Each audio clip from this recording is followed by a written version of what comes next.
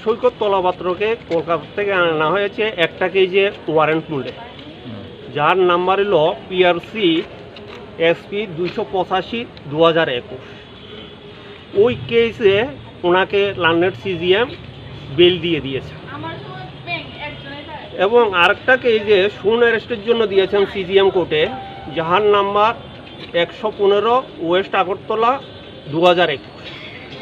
ওই কেসটাতে bail petition reject করে jail কাস্টডিতে পাঠিয়ে দিয়েছেন 12 তারিখ পর্যন্ত। এই দুটো ছিল CGM কোর্ট।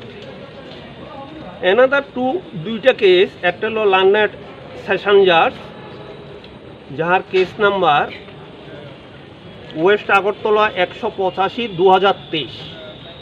এটাতে ইন্টারেস্টিং ব্যাপার, FIRটা লস হয়েছে আজকে 1টা থেকে 2টার মধ্যে। সৈকত তলাপাত্র অ্যারেস্ট হয়েছে কালকে রাত্রে 1টার সময়। একে অ্যারেস্টের পরেই শুরু হয়ে গেছে ওনার নামে ফলস FIR দাখিল করা। ওই কেজে এখনো অর্ডার হয় নাই।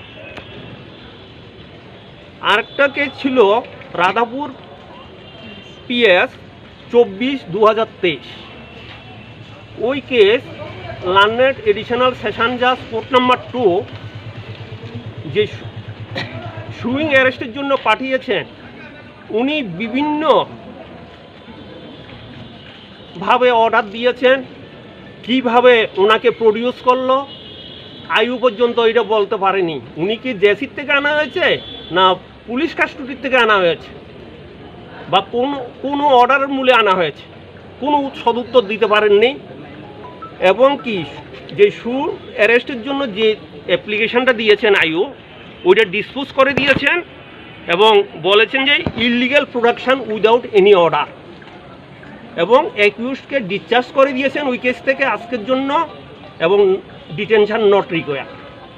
এই হলো 4টা কেজের সারমর্ম। আর ডিস্ট্রিক্ট কোর্টের জাজমেন্টটা এখনো আসেনি, এখনো অর্ডার এখনো কমপ্লিট হয়নি, এটা এখনো জানা যায়নি। আপাতত একটা কেসে মানে বেল পাওয়া গেছে, আর একটা কেজে মানে ডিসচার্জ করে দিয়েছে। টোটাল 4টা কেস, 4টা কেস।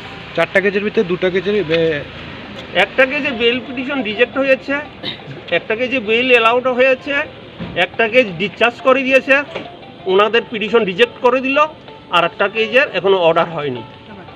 আপনার নামটা? মিহির কান্তি রায়। আমাদের পুরো টিমে আছে, আমাদের লিগ্যাল এই